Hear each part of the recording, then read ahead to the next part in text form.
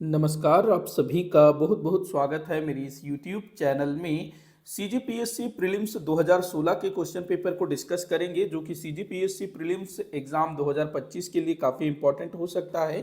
ठीक, तो सीधे हम लोग क्वेश्चंस पर चलते हैं। तो पहला क्वेश्चन यहाँ मैं आप लोगों को बता दूं कि ये CGPSC 2016 प्रीलिम्स का पहला पेपर है, जो कि सेट ए है। आप ये भी ध्यान में रखेंगे। ठीक, तो यहाँ पर हम लोग देखते हैं पहला क्वेश्चन, निम्नलिखित में से कौन सी जोड़ी सुमेलित है। तो आपको जोड़ी सुमेलित, कौन सी जोड़ी सुमेलित है ये बताना है।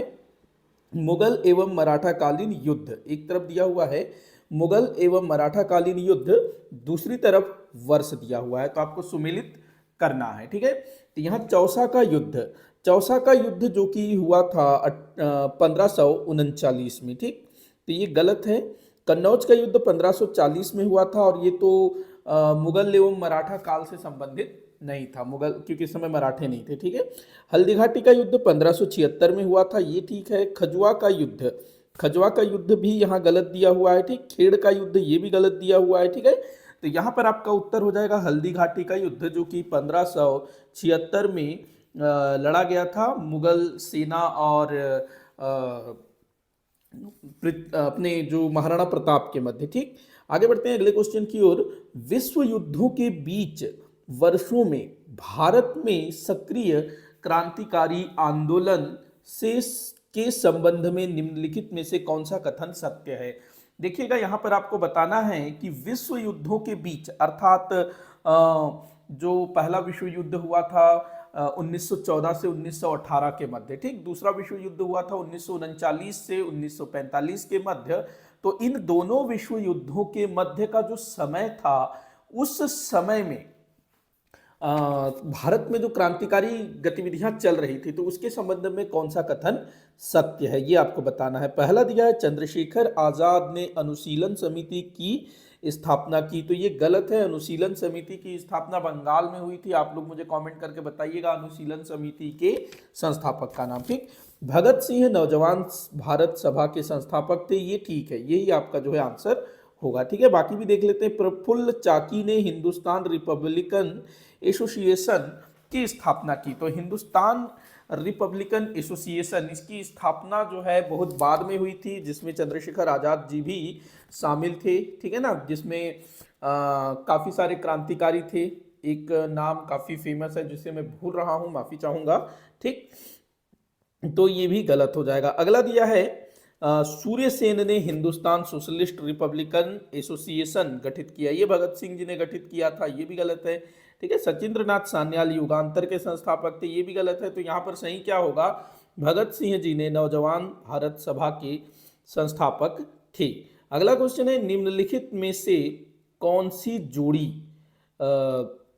सुमेलित नहीं है। तो यहाँ कौन सी जोड़ी सुमेलित नहीं है ये आपको बताना है। 6वीं से 12वीं शताब्दी तक दक्षिण भारत का राज्य एवं राजवंश, दक्षिण भारत के जो राज्य और राजवंश थे उसको आपको बताना है कि कौन सी जोड़ी सुमेलित नहीं है। ठीक है, तो यहाँ पर देखिएगा, पल्लव जो शासक थे उनकी राजधानी कांचीपुरम, ठीक है। पांड्य, इनकी राजधानी मदुरै, ठीक है। चेर पुंडुचेरी ये गलत है भाई। उस बाद चोल हो जाएगा तंजौर, ठीक है। ये होयसल द्वार समुद्र ये भी ठीक है। तो कौन सा सुमेलित नहीं है, सी अर्थात स चेर पुंडुचेरी। ठीक, अगला क्वेश्चन है, इसमें से कौन सी जोड़ी सुमेलित है। तो इसमें से कौन सी जोड़ी सुमेलित है ये आपको बताना है। समझौता और वर्ष, ठीक, समझौता और वर्ष कौन सी जोड़ी सुमेलित है ये आपको बताना है। तो यहां पर देखिएगा, ये क्वेश्चन जो है विलोपित हो गया था, ध्यान रखेंगे। लखनऊ समझौता 1916 ठीक है। गांधी इरविन समझौता ये यहाँ पर सही नहीं दिया है, ठीक है ना, ये पहले हुआ था। ठीक, तो ये सारा चीज जो है आप लोग देख लीजिएगा। ठीक, आगे पढ़ते हैं अगले क्वेश्चन की ओर। बेल्लौर का विद्रोह किस गवर्नर जनरल के समय हुआ था। बेल्लौर का विद्रोह, ठीक है, बेल्लौर का विद्रोह ये हुआ था जॉर्ज बार्लो के समय में, ठीक है ना। सर जॉर्ज बार्लो के टाइम पर यह विद्रोह हुआ था, सर जॉर्ज बार्लो। ठीक, ध्यान रखेंगे। अब यहाँ पर एक और चीज ध्यान रखना कि जिस समय यह विद्रोह हुआ उस समय विलियम बेंटिक मद्रास का गवर्नर था। यहाँ पर गवर्नर जनरल पूछा गया है। ठीक, अगला क्वेश्चन दिया है, किस भारतीय प्रख्यात इतिहासकार ने 1857 की क्रांति को क्रांति नहीं माना है? तो किस प्रख्यात भारतीय इतिहासकार ने 1857 की क्रांति को क्रांति नहीं माना है? बहुत सामान्य सा क्वेश्चन है, बहुत बार पूछा गया है। Doctor R C Majumdar. ठीक, डॉक्टर आर सी मजूमदार। अगला क्वेश्चन है, फरवरी 1928 में आयोजित सर्वदलीय सम्मेलन के अध्यक्ष निम्नलिखित में से कौन थे? तो वर्ष 1928 में सर्वदलीय बैठक आयोजित किया गया था, तो इसकी अध्यक्षता किसने की थी? तो मोतीलाल नेहरू। यहाँ पर आप आंसर नहीं करेंगे, यहाँ पर अध्यक्षता की थी डॉक्टर एम ए रहीम ने। ठीक, sorry Ansari, M A Ansari ने यहाँ पर अध्यक्षता की थी। अगला क्वेश्चन है, अधोलिखित में से कौन सी पर्वत श्रृंखला भारत में प्राचीनतम है? भारत की प्राचीनतम पर्वत श्रृंखला तो नीलगिरी, अरावली, सतपुड़ा, पश्चिमी घाट, हिमालय। तो यहाँ हिमालय को टिक नहीं करेंगे, वो गलत हो जाएगा। अरावली पर्वत श्रृंखला जो कि राजस्थान में अवस्थित है, ये भारत की प्राचीनतम पर्वत श्रृंखला है। ठीक है, अगला क्वेश्चन दिया है, गोविंद बल्लभ सागर स्थित है। गोविंद बल्लभ सागर कहाँ स्थित है भाई? तो गोविंद बल्लभ सागर स्थित है उत्तर प्रदेश में। ठीक है ना, हमारा जो रिहंद नदी है ना, जो सरगुजा क्षेत्र में प्रवाहित होती है, ठीक वहीं पर। अगला दिया है, खेतड़ी किस लिए प्रसिद्ध है? खेतड़ी, तो भाई खेतड़ी किस लिए प्रसिद्ध है? तो खेतड़ी ध्यान रखेंगे, ये तांबा के लिए प्रसिद्ध है खेतड़ी। ठीक है, किसके लिए? तांबा के लिए। खेतड़ी कहाँ पर है? तो राजस्थान में है। ठीक, अगला क्वेश्चन दिया है, अधोलिखित में से कौन सी नदी विपभ्रंश घाटी में प्रवाहित होती है? विपभ्रंश घाटी, तो विपभ्रंश घाटी में प्रवाहित होने वाली नदी का नाम है ताप्ती नदी। ध्यान रखेंगे, ताप्ती नदी ये जो है विपभ्रंश घाटी में प्रवाहित होती है। बढ़ते हैं अगले क्वेश्चन की ओर। निम्नलिखित क्षेत्रों में कौन सा क्षेत्र मानसून की अरब सागर शाखा से अधिक प्रभावित नहीं है? निम्नलिखित क्षेत्रों में कौन सा क्षेत्र मानसून की अरब सागर शाखा से अधिक प्रभावित नहीं है? तो इसका आंसर क्या होगा? इसका आंसर होगा छत्तीसगढ़ बेसिन। ठीक, अगला क्वेश्चन है, निम्नलिखित में से क्या भारत में नीली क्रांति से संबंधित है? तो भारत में नीली क्रांति से संबंधित क्या चीज है भाई? तो ध्यान रखेंगे, नीली क्रांति तो ये मत्स्य पालन से संबंधित है, मछली पालन, फिशरीज। अगला क्वेश्चन है, जरवा जनजाति पाई जाती है। जरवा जनजाति कहाँ पाई जाती है? तो निकोबार द्वीप समूह में पाई जाती है जरवा जनजाति। ठीक, जरवा जनजाति निकोबार द्वीप समूह, जो अंडमान निकोबार है ना, वही वाला निकोबार द्वीप समूह। अगला है, किस उपनिषद का शाब्दिक अर्थ सफेद घोड़ा है? किस उपनिषद का शाब्दिक अर्थ सफेद घोड़ा है? तो भाई इसका उत्तर हो जाएगा श्वेताश्वतर।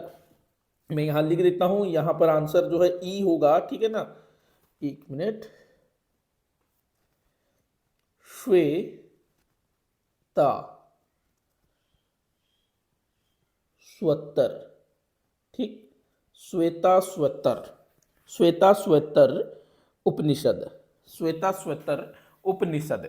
इस उपनिषद का शाब्दिक अर्थ क्या है? सफेद घोड़ा। ठीक, श्वेत शब्द आ रहा है ना, अश्व शब्द आ रहा है। भारतीय संस्कृति में निम्न में से किसे अनंग कहा गया है? किसे अनंग कहा गया है? तो ध्यान रखेंगे, कामदेव, इनको जो है अनंग कहा गया है। निम्न में से किसे भारतीय परमाणुवाद का जनक कहा जाता है? भारतीय परमाणुवाद का जनक, तो ध्यान रखेंगे, परमाणु शब्द में ण आ रहा है ना, परमाणु, तो इसी से आपको पकड़ना है। ठीक, इसी से आपको पकड़ना है कणाद, महर्षि कणाद, इन्हें जो है परमाणुवाद का जनक कहा जाता है। भारतीय संस्कृति के अंतर्गत रित का अर्थ है, भारतीय संस्कृति के अंतर्गत रित का क्या अर्थ है भाई? तो रित का क्या अर्थ है? प्राकृतिक नियम, प्राकृतिक नियम जो कि परंपरागत तौर पर चले आ रहे हैं। ठीक है, अगला क्वेश्चन दिया है, तमसो मा ज्योतिर्गमय कथन है मूलतः, तमसो मा ज्योतिर्गमय ये कहां से लिया गया है? तो ये लिया गया है उपनिषदों से। ठीक, उपनिषदों से लिया गया है। और कौन सा उपनिषद? तो बृहदारण्यक उपनिषद। ठीक, बृहदारण्यक उपनिषद से लिया गया है तमसो मा ज्योतिर्गमय। सत्यार्थ प्रकाश के लेखक हैं, तो सत्यार्थ प्रकाश के लेखक कौन है भाई? तो यहां पर जो है उत्तर हो जाएगा इनमें से कोई नहीं। इसके लेखक कौन है? तो स्वामी दयानंद सरस्वती जी। ठीक, स्वामी दयानंद सरस्वती जी जिन्होंने आर्य समाज की स्थापना की थी, वे सत्यार्थ प्रकाश के लेखक हैं। अगला क्वेश्चन है, विनिर्माण क्षेत्र में किसे शामिल नहीं किया जाता है? विनिर्माण क्षेत्र में भाई किसे शामिल नहीं किया जाता है? तो निर्माण उद्योग को इसमें शामिल नहीं किया जाता है। अगला क्वेश्चन है, भारत में ग्रामीण क्षेत्र में प्रति व्यक्ति प्रतिदिन 32 रुपए उपभोग व्यय तथा शहरी क्षेत्र में 47 रुपए प्रतिदिन प्रति व्यक्ति उपभोग व्यय गरीबी रेखा का निर्धारण किसने किया है? ठीक है, तो ये इस टाइप से क्वेश्चन जो है आपका बनता है। तो इसका जो उत्तर होगा वो होगा प्रोफेसर सी रंगराजन समिति। ठीक है, अगला क्वेश्चन है, भारत में 8 कोर सेक्टर में किसे शामिल नहीं किया गया है? भारत में 8 कोर सेक्टर हैं, तो आपको इन 8 कोर सेक्टर के नाम याद रखने बहुत जरूरी हैं। ठीक है ना, इसमें कोयला है शामिल, ठीक है, कोयला इसमें शामिल है। उसके बाद उर्वरक भी इसमें शामिल है, विद्युत भी इसमें शामिल है, ठीक है, सीमेंट भी इसमें शामिल है, लेकिन जो रसायन है केमिकल वो इसमें शामिल नहीं है। ठीक है, तो आप लोग को ध्यान रखना है कोयला, उर्वरक, विद्युत, सीमेंट, ये हो गया। इसके अलावा आपको ध्यान रखना है कच्चा तेल, प्राकृतिक गैस, पेट्रोलियम, ठीक। इसके बाद जो है इस्पात, ये जो सारी चीजें हैं ये 8 कोर सेक्टर के अंतर्गत आती है। अगला क्वेश्चन है, देश में सबसे अधिक सूती वस्त्र निम्नलिखित में से किस सेक्टर में तैयार किया जाता है? तो सबसे अधिक सूती वस्त्र किस सेक्टर में तैयार किया जाता है भाई? तो ये आपको ध्यान में रखना है, पावरलूम सेक्टर में इसको तैयार किया जाता है। ठीक है, पावरलूम। अगला क्वेश्चन है, भारत सरकार ने विनिर्माण नीति कब जारी की थी? तो भारत सरकार की विनिर्माण नीति का डेट आप लोगों को ध्यान में रखेंगे, ये हुआ था 4 नवंबर 2011। ठीक है, 4 नवंबर 2011। अगला क्वेश्चन है, भारत में राष्ट्रीय न्यायाधीश सर्वेक्षण 2011-12 के अनुसार चालू दैनिक स्थिति बेरोजगारी दर क्या थी? तो ये करंट से रिलेटेड क्वेश्चन था। ठीक है, चलिए अगला क्वेश्चन है, पिछले एक दशक में भारत के निम्नांकित क्षेत्र में से किस क्षेत्र में पिछले एक दशक में भारत के निम्नलिखित क्षेत्र में से किस क्षेत्र में सर्वाधिक प्रत्यक्ष विदेशी निवेश प्रवाह आकर्षित किया? ठीक है, तो यहां पर आपका जो उत्तर होगा वो होगा सेवा क्षेत्र। अगर अभी भी इस तरह का क्वेश्चन पूछे तो सेवा क्षेत्र में काफी वृद्धि हुई है। अगला है, निम्नलिखित में से कौन अपने पद की शपथ नहीं लेता है? तो भाई कौन अपने पद की शपथ नहीं लेता है? तो यहाँ ध्यान रखेंगे, राष्ट्रपति महोदय लेते हैं, उपराष्ट्रपति महोदय भी लेते हैं, प्रधानमंत्री भी लेते हैं, सर्वोच्च न्यायालय के न्यायाधीश भी लेते हैं, लेकिन जो स्पीकर है ये अपने पद की शपथ नहीं लेते हैं। ये एक जो है ना अपना जो भी संसद के सदस्य होंगे या विधानसभा के सदस्य होंगे तो उसके लिए वो शपथ लेंगे, ठीक है ना, वहां के सदस्य के रूप में।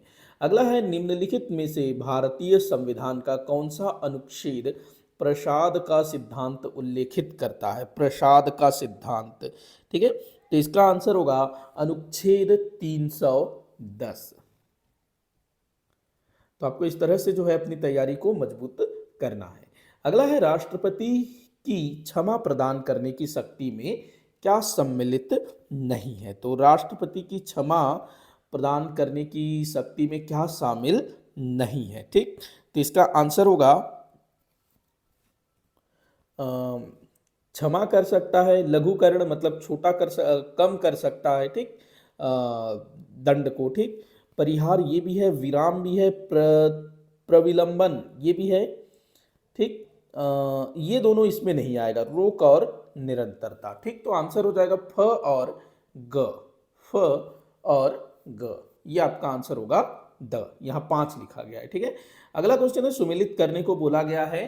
ठीक, एक तरफ संविधान से संबंधित चीजें हैं, ठीक है ना, बंदी प्रत्यक्षीकरण इस टाइप से चीजें दिया हुआ है, आपको इसको जोड़ी मिलाना है। ठीक है, चलिए करते हैं इसको। तो देखिएगा, बंदी प्रत्यक्षीकरण इसका क्या मतलब होता है? बंदी प्रत्यक्षीकरण का मतलब होगा हमें शरीर चाहिए। ठीक, परमादेश, परमादेश का मतलब है हम आदेश देते हैं। प्रतिषेध, प्रतिषेध का मतलब होता है अधीनस्थ न्यायालय को लेख। ठीक, उत्प्रेषण, उत्प्रेषण का क्या मतलब होगा? पूर्णतः सूचित कीजिए। अधिकार परीक्षा, किस अधिकार से? ठीक, तो ये संवैधानिक शब्दावली है, इसको आपको ध्यान में रखना होगा, जो कि हमारे जो मौलिक अधिकार हैं उससे संबंधित है, न्याय पाने का जो अधिकार है ना उससे संबंधित ये चीजें हैं। तो आप लोग जो है कूट का मिलान कर लीजिएगा। ठीक है, अगला क्वेश्चन हम देखते हैं, निम्नलिखित में से सही क्या नहीं है? इनमें से क्या सही नहीं है ये आपको बताना है। पहला दिया है, प्रत्येक धन विधेयक एक वित्त विधेयक है। ठीक, प्रत्येक धन विधेयक एक वित्त विधेयक है। ठीक है, ये भी ठीक है ना। प्रत्येक वित्त विधेयक एक धन विधेयक नहीं होता है, ये भी ठीक है। अगला दिया है, वित्त विधेयक केवल लोकसभा में प्रस्तावित किया जा सकता है। ठीक है, वित्त विधेयक पर राष्ट्रपति के पूर्व हस्ताक्षर होते हैं। ठीक है, राज्यसभा वित्त विधेयक को 14 दिनों तक रोक कर रख सकती है। ठीक, अगला दिया है, राष्ट्रपति वित्त विधेयक पर हस्ताक्षर करने से इनकार नहीं कर सकते हैं। राज्यसभा वित्त विधेयक को संशोधित कर सकती है। गतिरोध की स्थिति में वित्त विधेयक पर संयुक्त अधिवेशन बुलाया जा सकता है। ठीक, तो इनमें से क्या सही क्या नहीं है ये आपको बताना है। ठीक है, तो ये वाला जो क्वेश्चन है ये मैं आपके ऊपर छोड़ता हूँ, बाकी इस तरह की चीजें आपको जो है देखना होगा। राष्ट्रपति की जो शक्तियां हैं, प्रधानमंत्री की जो शक्तियां, किस तरह से नियुक्ति होती है, ये सारी चीजें जो है पूछी जाती है। ये कूट है, आप लोग देख लीजिएगा, इस हिसाब से आप लोग जो है करने की कोशिश करिएगा। ठीक, अगला क्वेश्चन दिया है, निम्न में से कौन से राष्ट्रपति सर्वोच्च न्यायालय में उपस्थित हुए थे जब सर्वोच्च न्यायालय राष्ट्रपति के निर्वाचन विवाद की सुनवाई कर रहा था? मतलब कि एक तरह से गवाही देने के लिए कौन से राष्ट्रपति जो है ये अपना सर्वोच्च न्यायालय में गए थे? तो ये होगा वी गिरी। ठीक है, आंसर होगा वी गिरी। अगला है, किस लोकसभा का कार्यकाल लगभग 6 वर्ष का था? तो किस लोकसभा का कार्यकाल लगभग 6 वर्ष का था? तो ध्यान रखेंगे, ये था 5वीं लोकसभा। ठीक, 5वीं लोकसभा, जो कि 1971 से 1977 के बीच चला था। 1975 में एक संविधान संशोधन करके जो है ना, मतलब 1975 में उसको जो है बढ़ा दिया गया था। ठीक है, एक एक साल के लिए उसको आगे किया गया था। अगला है, बेकिंग सोडा है। तो भाई बेकिंग सोडा क्या है? जो बेकिंग सोडा घरों में यूज होता है वो क्या चीज है ये आपको बताना है। तो भाई ये है सोडियम हाइड्रोजन कार्बोनेट। ठीक, अगला क्वेश्चन हम देखते हैं, एंटासिड होते हैं, एंटासिड। तो भाई एंटासिड क्या होता है? एंटासिड होता है भस्म। ठीक, एंटासिड क्या होता है? भस्म। अगला है, संक्षारण के उदाहरण है। संक्षारण के उदाहरण आपको बताना है, संक्षारण के उदाहरण। तो संचारण के उदाहरण, पहला दिया है, सिल्वर पर काले रंग की परत बनना, ये भी इसमें आ जाएगा। ठीक है, उस बाद दिया है, तांबे पर हरे रंग की परत बनना, ये भी आ जाएगा। लोहे पर भूरे रंग की परत बनना, ये भी आ जाएगा। तो यहां पर आंसर होगा उपरोक्त तीनों। ठीक, अगला क्वेश्चन है, मायोपिया। मायोपिया का मतलब होता है निकट दृष्टि दोष, जिसको निकट का न दिखता हो। ठीक, तो इसको ठीक किया जाता है। मायोपिया को कैसे ठीक किया जाता है भाई? इसको हम लोग कैसे ठीक करेंगे? अवतल लेंस से। ठीक है ना, अवतल लेंस के माध्यम से इसको जो है ठीक किया जा सकता है, मायोपिया की बीमारी को। ठीक है, आगे बढ़ते हैं अगले क्वेश्चन की ओर। 220 वॉट जनरेटर से एक बल्ब जुड़ा है, धारा 0.5 एम्पियर है। ए का मतलब एम्पियर, इसका मतलब वॉट। ठीक, तो बल्ब की शक्ति है। तो इस तरह से आपको जो है विज्ञान से संबंधित क्वेश्चन पूछे जाते हैं जो कि 10वीं लेवल के होते हैं। इसका आंसर हो जाएगा 110 वॉट। अच्छा, ये वोल्टेज है। ठीक है, अगला है, इनमें से कौन खाद्य श्रृंखला का निर्माण करता है? तो इस तरह का क्वेश्चन जो है पूछा जाता है सीजीपीएससी में। खाद्य श्रृंखला का निर्माण कौन कर रहा है भाई? यहाँ देखिएगा, जो ब है ये खाद्य श्रृंखला का निर्माण कर रहा है ना, घास, बकरा, आदमी। घास को बकरा खाएगा और बकरा को आदमी खाएगा। वही अगर हम पहला देखें, घास, गेहूं, आम, तो भाई ये क्या एक दूसरे को खाते हैं? नहीं खाते हैं ना। बकरा, कौवा, हाथी। ठीक, ये सारा चीज जो है गलत है। तो आपको ये पता होना चाहिए कि खाद्य श्रृंखला क्या होता है। अगला है, 10% नियम किससे संबंधित है? 10% नियम, तो भाई 10% नियम ये संबंधित है ऊर्जा का खाद्य के रूप में एक पोषी स्तर से दूसरे पोषी स्तर तक पहुंचना। ठीक है, अगला क्वेश्चन देखते हैं, कौन प्राकृतिक गैस का मुख्य घटक है? तो प्राकृतिक गैस का मुख्य घटक है मीथेन। ठीक है, मीथेन जो है प्राकृतिक गैस का मुख्य घटक है। जल गैस है, तो भाई जल गैस है तो ये क्या है? CO plus H2, CO plus H2, ठीक, दोनों से मिलकर जल बनेगा। ठीक, किस वर्ष केंद्रीय जल आयोग ने सिंचाई अनुसंधान एवं प्रबंध संगठन की स्थापना की? तो भाई इसका जो आंसर होगा ये होगा 1945। तो जो यहां दिया नहीं है तो आपका उत्तर हो जाएगा इनमें से कोई नहीं, 1945 ध्यान रखेंगे। ठीक है, इनमें से कौन हरित गृह नहीं है? ग्रीन हाउस गैस इनमें से कौन सा नहीं है ये आपको बताना है। इसका उत्तर हो जाएगा इनमें से कोई नहीं, सभी जो है ग्रीन हाउस गैसेज हैं। तो ग्रीन हाउस गैसेज आपको ध्यान में रखना है। अगला है, भारतीय वायुसेना का पहला लड़ाकू विमान है? तो भारतीय वायुसेना का पहला लड़ाकू विमान ध्यान रखेंगे तेजस। अगला क्वेश्चन है, फीफा द्वारा 13 जनवरी 2015 को प्लेयर ऑफ द ईयर घोषित किया गया। तो करंट से रिलेटेड क्वेश्चन है। ठीक है, तो इस तरह की चीजें आपको जो है देखनी है, पढ़नी है।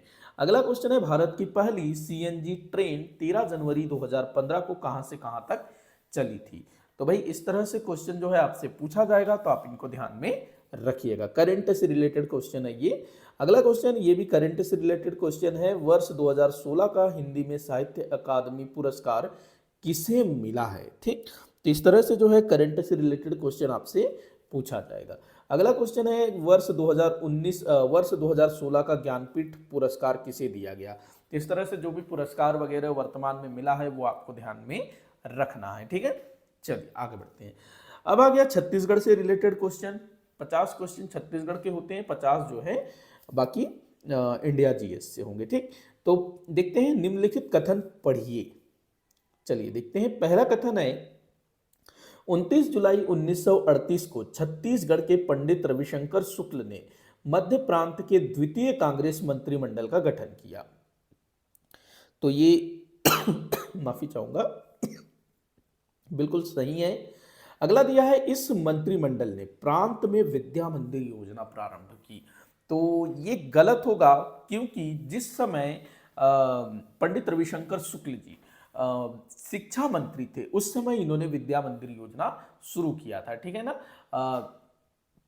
NB खरे जब ये मध्य प्रांत के मुख्यमंत्री बने 1937 में पहली बार, ठीक है, नारायण भास्कर खरे, तो उस समय पंडित रविशंकर शुक्ल जी को शिक्षा मंत्री बनाया गया और शिक्षा मंत्री रहते हुए इन्होंने मध्य प्रांत में विद्या मंदिर योजना शुरू की थी, शिक्षा से जुड़ा हुआ था। ठीक है, ये वाला कथन जो है गलत हो जाएगा। अगला दिया है, 8 नवंबर 1939 को इस मंत्रिमंडल ने त्यागपत्र दे दिया। बिल्कुल सही है। हुआ क्या था कि भारत को जो है द्वितीय विश्व युद्ध में सम्मिलित कर लिया गया था बिना भारतीय नेताओं से परामर्श लिए हुए। ठीक, चलिए यहाँ पर अ और स जो है सही है, ब गलत है। तो आपका उत्तर हो जाएगा अ एवं स सही है। ठीक, अ एवं स।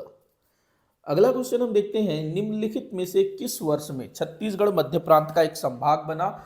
बहुत ही सरल क्वेश्चन, काफी बार पूछा गया है। 1862 में जो है छत्तीसगढ़ को मध्य प्रांत के अंतर्गत संभाग बनाया गया। ठीक है, ठीक, तो यहां पर आपका उत्तर क्या हो जाएगा? 1862। अगला क्वेश्चन हम देखते हैं, निम्नलिखित कथन पढ़िए। फिर से कथन वाला आ गया, इस तरह के क्वेश्चन बहुत पूछे जाते हैं। ठीक है ना, पहला दिया है, 9 अगस्त 1942 को रायपुर में कांग्रेस जनों ने जुलूस निकाला जिसमें अंग्रेजों भारत छोड़ो के नारे लगाए गए। बिल्कुल ठीक है भाई, क्योंकि जितने भी बड़े बड़े लीडर थे उन्हें गिरफ्तार कर लिया गया। ठीक है ना। अगला दिया है, रायपुर के एक युवक रामकृष्ण सिंह ठाकुर ने नागपुर के हाईकोर्ट भवन पर तिरंगा फहराया। ये भी सही है, ठाकुर प्यारेलाल सिंह जी के ये बेटे थे। अगला है, बिलासपुर में विद्यार्थियों ने 9 अगस्त 1942 को हड़ताल की। तो भाई अगर हम विद्यार्थी जुलूस की बात करें तो ये रायपुर में हुआ था 10 अगस्त 1942 को रणवीर सिंह शास्त्री जी के नेतृत्व में। तो ये गलत हो जाएगा। ठीक है, तो यहाँ पर आपका उत्तर होगा अ और ब सही है, अ एवं ब सही है। अगला क्वेश्चन हम देखते हैं, छत्तीसगढ़ में मराठा शासन काल में निम्नलिखित स्थानों में विद्रोह हुए। तो छत्तीसगढ़ में मराठा शासन काल में निम्नलिखित स्थानों में विद्रोह हुए। एक तो भाई धमधा में हुआ, बरगढ़ में हुआ, तारापुर में भी हुआ, ठीक है ना, धमधा, बरगढ़, तारापुर, कवर्धा में नहीं हुआ। तो आपका उत्तर हो जाएगा अब द, अब द, अब द, ये आपका जो है उत्तर होगा स। यहाँ पर 1 2 3 4 5 लिख दिया है मेरे टाइपिस्ट ने। अगला क्वेश्चन है, निम्नलिखित में से कौन सी जोड़ी घटना एवं व्यक्ति सुमेलित नहीं है। घटना एवं व्यक्ति कौन सुमेलित नहीं है ये आपको बताना है, ठीक। पहला है समादा में राजनीतिक सम्मेलन। समादा में राजनीतिक अच्छा, यहाँ पर मैं थोड़ा सा माफ़ी चाहूँगा, मैं थोड़ा सा आपसे समय लूँगा, ठीक है। थोड़ा सा मैं इसको ब्रेक कर मतलब थोड़ा सा ब्रेक ले लेता हूँ और इसको ठीक करता हूँ। चलिए अब इसको हम लोग कंटिन्यू करते हैं। तो क्वेश्चन कुछ इस तरह से है कि निम्नलिखित में से कौन सी जोड़ी सुमेलित नहीं है। तो पहला दिया है समादा में राजनीतिक सम्मेलन 7-8 दिसंबर 1946। तो ये जो है बिल्कुल ठीक है, डॉक्टर खूबचंद बघेल जी, ठीक है ना, वहाँ पर उन्होंने नेतृत्व किया था। अगला दिया है बिलासपुर में विद्यार्थी सप्ताह 13 से 15 दिसंबर 1946, भुवन भास्कर सिंह, ठीक है। तहसील राजनैतिक सम्मेलन बेमेतरा 31 दिसंबर 1946, मोहनलाल बाकरीवाल, ठीक है। ये भी रायपुर के गांधी चौक में तिरंगा फहराना 15 अगस्त 1947, पंडित रविशंकर शुक्ल। ये गलत है क्योंकि पंडित रविशंकर शुक्ल जी 15 अगस्त 1947 को, चूंकि भाई ये मध्य प्रांत के मुख्यमंत्री थे, इन्होंने मध्य प्रांत की तत्कालीन राजधानी, तत्कालीन तो नहीं बोलना चाहिए क्योंकि अभी तो मध्य प्रांत है नहीं, मध्य प्रांत की राजधानी नागपुर में इन्होंने ध्वजारोहण किया, ठीक। तो ये गलत हो जाएगा, गांधी चौक में वामन राव लाखे जी ने ध्वजारोहण किया था, ठीक है। तो आपका आंसर क्या है, यही हो जाएगा, ठीक। आखिरी भी देख लेते हैं, बिलासपुर में तिरंगा फहराना 15 अगस्त 1947, रामगोपाल तिवारी, ठीक है। ये अब यहाँ पर ये जो है काफ़ी आपको कठिन लग रहा होगा, लेकिन आप अगर इसको ध्यान से पढ़ेंगे तो इस वाले जो द है इसको आप पढ़ेंगे तो आपको आपका आंसर मिल जाएगा, ठीक। क्योंकि आप लोगों ने पढ़ा होगा कि रविशंकर शुक्ल जी ने नागपुर में ध्वजारोहण किया था। चलिए आगे बढ़ते हैं। अगला दिया है, निम्नलिखित कथन को पढ़िए बोल रहा है, पढ़ लेते हैं भाई। पहला दिया है, 20 जून 1915 को रायपुर के टाउन हॉल में छत्तीसगढ़ के लगभग 300 माल गुजारों का सम्मेलन हुआ, ठीक है। पहला कथन, ठीक है ना, पहला कथन ठीक है। अगला दिया है, इस सम्मेलन की अध्यक्षता राय साहब दानी ने की, ये गलत होगा। सम्मेलन में राष्ट्रीय मुद्दों पर विचार विमर्श किया गया, तो ये भी गलत है क्योंकि इन्होंने अपना जो है ना जो भी मतलब मालगुजार है उनसे रिलेटेड जो भी समस्याएं थी उन पर इन्होंने चर्चा किया। यहाँ पर अध्यक्ष की मैं बात करूँ तो यादव राव देशमुख इन्होंने अध्यक्षता की थी, केवल अ यहाँ पर सही है। तो यहाँ पर आपका उत्तर क्या हो जाएगा, केवल अ सही है, ठीक है। अगले क्वेश्चन को हम देखते हैं, निम्नलिखित में से कौन सी जोड़ी सुमेलित है। छत्तीसगढ़ में जनजातीय विद्रोह एवं नेता, इससे रिलेटेड क्वेश्चन पूछता है, ठीक है ना। तो इसको आप लोग अच्छे से देखिएगा, करिएगा। तो चलिए करते हैं, कौन सा सुमेलित है बोल रहा है। भोपालपट्टनम विद्रोह कोरा मांझी, तो भाई ये गलत है, ठीक है ना, ये वाला पहला कथन गलत हो जाएगा। लिंगागिरी विद्रोह दलगंजन सिंह, ये भी गलत है भाई। कोई विद्रोह जुग्गा डोरला, ये भी गलत है। मुरिया विद्रोह झाड़ा सिराहा, ये ठीक है, मुरिया विद्रोह का जो नेतृत्व किया था झाड़ा सिराहा ने। बस्तर विद्रोह दीनानाथ, ये भी गलत है। तो यहाँ पर आपका जो द है, मुरिया विद्रोह 1876 झाड़ा सिराहा ने नेतृत्व किया था, ये बिल्कुल सत्य है। अगला है, कुटुमसर गुफाओं का अन्वेषण किया था, बड़ा ही सरल सा क्वेश्चन है। प्रोफेसर शंकर तिवारी। कुटुमसर की गुफाएं कहाँ है, बस्तर जिले के कांगेर घाटी राष्ट्रीय उद्यान में। अगला है, प्रथम छत्तीसगढ़ी कही देवे संदेश फिल्म के निर्देशक कौन है। तो भाई मनु नायक, ठीक है ना, मनु नायक ने इसको वो किया था, क्या कहते हैं, निर्देशित किया था। अगला है, सूरज धारा योजना संबंधित है। सूरज धारा योजना का संबंध किससे है भाई, तो बीज अदला बदली, ध्यान रखेंगे, बीज अदला बदली से संबंधित है ये। महाभारत काल में महानदी का नाम था, तो भाई महाभारत काल में महानदी का क्या नाम मिलता है? चित्रोत्पला कुछ मिलता है ना, तो यहाँ पर उत्तर हो जाएगा इनमें से कोई नहीं। अगला क्वेश्चन है, किसान शॉपिंग मॉल का निर्माण कराया गया है, तो इसका आंसर होगा राजनांदगांव। काफी बार पूछा गया है, ठीक है, पहला शॉपिंग मॉल। मैं थोड़ा सा ब्रेक लूंगा। चलिए वीडियो को कंटिन्यू करते हैं। तो कुटुंब सर गुफा ध्यान रखेंगे बस्तर जिले में है, ठीक। अगला क्वेश्चन, राजनांदगांव जिला का चितवा डोंगरी क्यों प्रसिद्ध है? तो ध्यान रखेंगे, राजनांदगांव का जो चितवा डोंगरी है ये प्राग ऐतिहासिक शैल चित्रों के लिए प्रसिद्ध है, ठीक है, काफी बार पूछा गया है। छत्तीसगढ़ में तिब्बती शरणार्थी कहां बसे हैं? बड़े ही सरल सरल से क्वेश्चन है। मैनपाट सरगुजा में इन्हें बसाया गया है। इंदिरा कला संगीत विश्वविद्यालय खैरागढ़ में कौन सा संकाय नहीं है? तो इंदिरा कला संगीत विश्वविद्यालय खैरागढ़, जिसकी स्थापना 1956 में हुई थी, छत्तीसगढ़ का पहला विश्वविद्यालय है, यहां पर शिक्षण संस्थान नहीं है। अगला क्वेश्चन है, निम्नांकित में छत्तीसगढ़ी प्रणय गीत कौन सी है? तो भाई छत्तीसगढ़ी प्रणय गीत माना जाता है ददरिया को, ठीक है, ददरिया छत्तीसगढ़ी प्रणय गीत है। अगला क्वेश्चन है, छत्तीसगढ़ी उपन्यास दियना के अंजोर के लेखक कौन है? दियना के अंजोर, इसके लेखक कौन है भाई? तो शिवशंकर शुक्ल। अगला क्वेश्चन है, राम राज्य नाटक के रचनाकार कौन है? राम राज्य।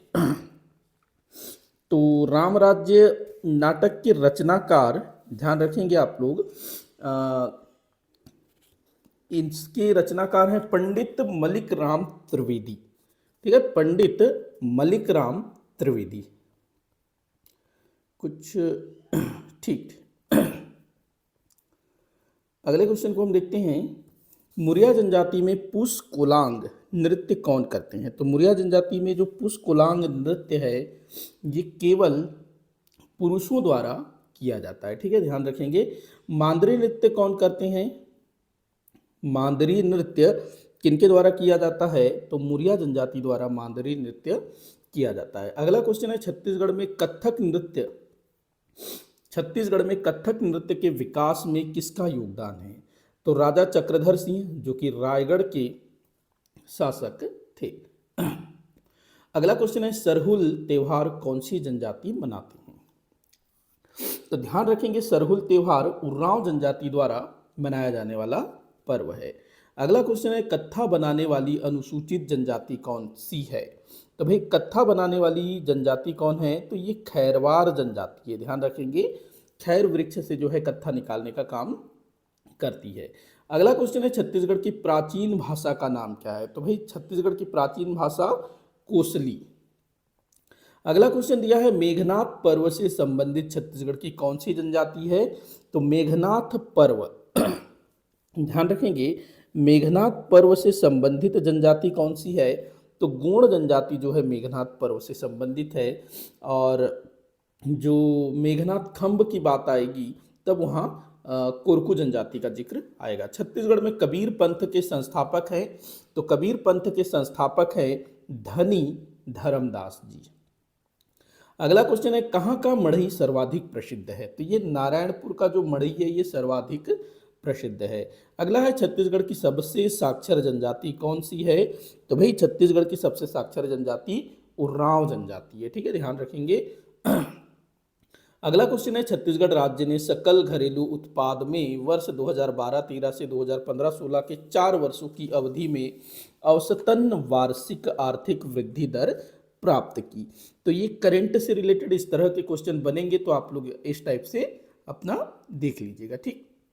करंट से रिलेटेड क्वेश्चन है, वर्ष 2015-16 में छत्तीसगढ़ में किस दलहन का उत्पादन सबसे अधिक हुआ है? जो आर्थिक सर्वेक्षण है ना वो आपको देखना होगा, ठीक है। इस तरह से करंट से रिलेटेड क्वेश्चन देखने को मिलेगा। ये भी करंट से रिलेटेड क्वेश्चन है, छत्तीसगढ़ राज्य के सकल घरेलू उत्पाद में वर्ष 2015-16 में स्थिर मूल्यों पर पशुधन का योगदान क्या है। ठीक, तो इस तरह से आपको देखना होगा। अगला क्वेश्चन है, छत्तीसगढ़ में उद्यानिकी क्षेत्र में किस फसल का क्षेत्र सबसे अधिक है। उद्यानिकी के क्षेत्र की बात कर रहा है, तो उद्यानिकी के क्षेत्र में जो है सब्जियों का सबसे अधिक योगदान या क्षेत्र हम कहेंगे।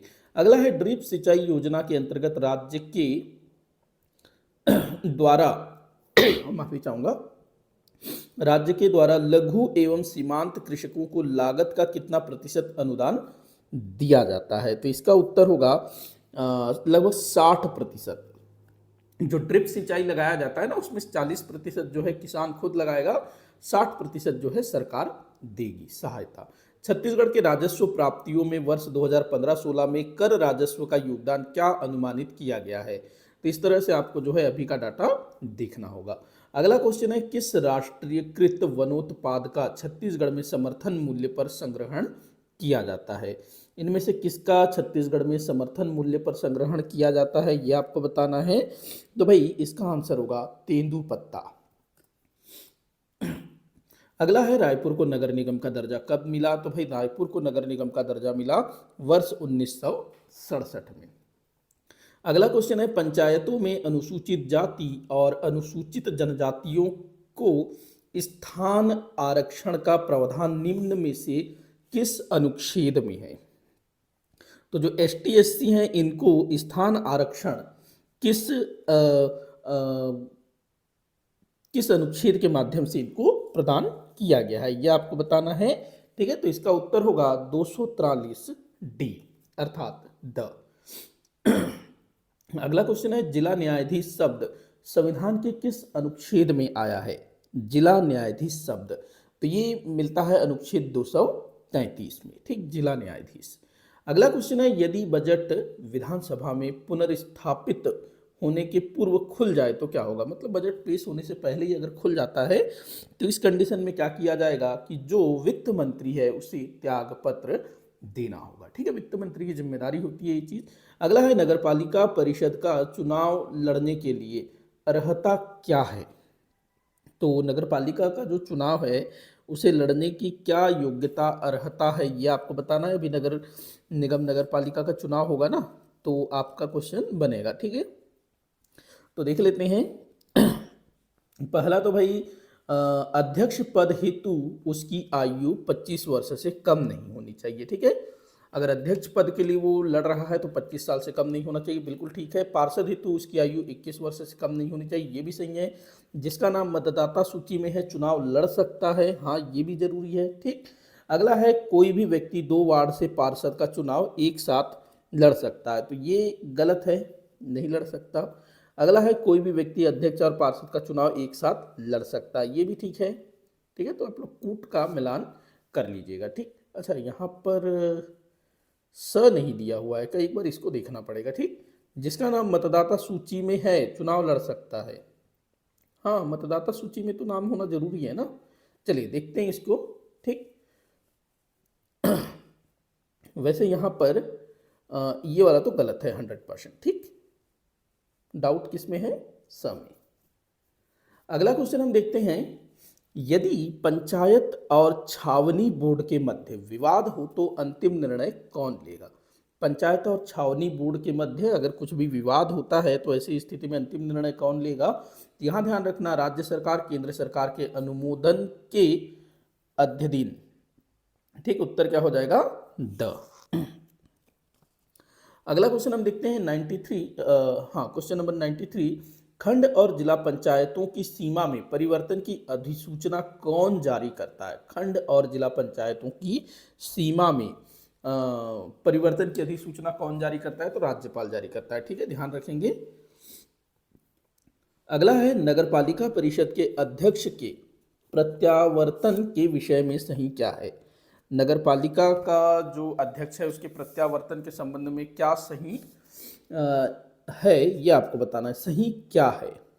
ठीक, चलिए करके देखते हैं सही क्या है। पहला दिया है, परिषद के 3/4 सदस्यों के हस्ताक्षरित प्रस्ताव के द्वारा प्रत्यावर्तन की प्रक्रिया प्रारंभ की जा सकती है। परिषद के 3/4 निर्वाचित सदस्यों के हस्ताक्षरित प्रस्ताव के द्वारा प्रत्यावर्तन की प्रारंभ किया जा सकता है। ये सही होगा। यहाँ पर निर्वाचन शब्द का प्रयोग किया गया है ना, निर्वाचित। अगला है, यदि परिषद बहुमत से प्रत्यावर्तन का प्रस्ताव पारित करती है तो कलेक्टर कार्यवाही करेगा। नहीं, ये गलत होगा। स जो है गलत होगा। सामान्य मतदाताओं द्वारा बहुमत से पारित होने पर अध्यक्ष को प्रत्यावर्तित किया जा सकता है। सामान्य मतदाताओं द्वारा 2/3 बहुमत से। इस क्वेश्चन को थोड़ा देखना होगा। बाकी आपको थोड़ा सा ध्यान रखना होगा कि जो नगर निगम है, नगर पालिका के जो चुनाव है, उससे रिलेटेड क्वेश्चन जो है पूछा जाता है, तो उसको आप लोग जो है ध्यान से पढ़िएगा। फिलहाल के लिए मैं माफ़ी चाहूँगा, इस क्वेश्चन को मैं डील नहीं कर पा रहा हूँ। ठीक है, आगे बढ़ते हैं, कोई दिक्कत नहीं है। वैसे अगला है, अनुसूचित क्षेत्रों में जिला पंचायत की शक्तियों के विषय में क्या सही है। अनुसूचित क्षेत्रों में जिला पंचायत की शक्तियों के विषय में क्या सही है, ये आपको बताना है। तो यहाँ पर क्या सही है, लघु जलाशयों की योजना बनाना, समस्त सामाजिक सेक्टरों पर नियंत्रण रखना, जनजातीय उप योजनाओं पर नियंत्रण रखना, राज्य सरकार द्वारा प्रदत्त कार्य। अनुसूचित क्षेत्रों में जिला पंचायत की शक्तियों के विषय में क्या सही है। तो इसका जो आंसर लिया गया है वो ई लिया गया है। ठीक है ना, इनमें से कोई नहीं। अगला क्वेश्चन, निम्नलिखित में से कौन सी जोड़ी सुमेलित नहीं है। छत्तीसगढ़ में मराठा शासनकाल का कर एवं उसका अर्थ। चलिए देखते हैं, ये अच्छा क्वेश्चन हो सकता है। 96 वैसे मैं बता चलिए ठीक कौन सा सही नहीं है, सुमेलित नहीं है। पहला है, टकोली जमींदारों से लिया जाने वाला वार्षिक नजराना, ठीक है ये। सायर वस्तुओं की बिक्री पर लिया जाने वाला कर, ठीक है। पंडरी गैर कृषकों से लिया जाने वाला कर, ये भी ठीक है। सेवई अर्थदंड या जुर्माने की राशि, ये भी ठीक है। तराई सिंचाई पर लिया जाने वाला कर, इस टाइप का कोई कर नहीं लिया जाता था, सिंचाई टाइप का कर, ठीक है। अगला क्वेश्चन है, नागपुर के भोसला राज्य पर ब्रिटिश संरक्षण के अंतर्गत छत्तीसगढ़ में नियुक्त प्रथम सुप्रिटेंडेंट निम्नलिखित में से कौन था। तो भाई इसका आंसर हो जाएगा कैप्टन एडमंड। ठीक है, कैप्टन एडमंड जो है ये पहला ब्रिटिश सुप्रिटेंडेंट था जो 1818 में पोस्टेड हुआ था। छत्तीसगढ़ में पद्मश्री पुरस्कार से किसे सम्मानित नहीं किया गया है। तो पद्मश्री सम्मान से भाई किसे अभी तक सम्मानित नहीं किया गया है, तो डॉक्टर खूबचंद बघेल जी को। ठीक है, अगला क्वेश्चन है, छत्तीसगढ़ में किस नदी पर सस्पेंशन ब्रिज बनाया जाएगा। तो इसका आंसर होगा महानदी, जो अब बन गया है ना। ठीक है, अगला क्वेश्चन है, 7 दिसंबर 2016 तक छत्तीसगढ़ के ग्रामीण क्षेत्र में प्रधानमंत्री जनधन खाता की संख्या क्या थी। तो भाई ये करंट से रिलेटेड क्वेश्चन है, तो इस तरह की चीजें भी जो है आपको ध्यान में रखना होगा। तो इसी के साथ आज का ये वीडियो यहीं पर समाप्त होता है। मुझे पूरी उम्मीद है कि यह वीडियो आपके लिए काफ़ी मतलब काम का साबित होगा। हालांकि मैंने कुछ क्वेश्चंस को अच्छे से डील नहीं किया, उसके लिए मैं माफ़ी चाहूँगा। आगे मैं इस चीज़ को जो है सुधारने की कोशिश करूँगा। तो वीडियो को आखिर तक देखने के लिए आपका बहुत बहुत धन्यवाद।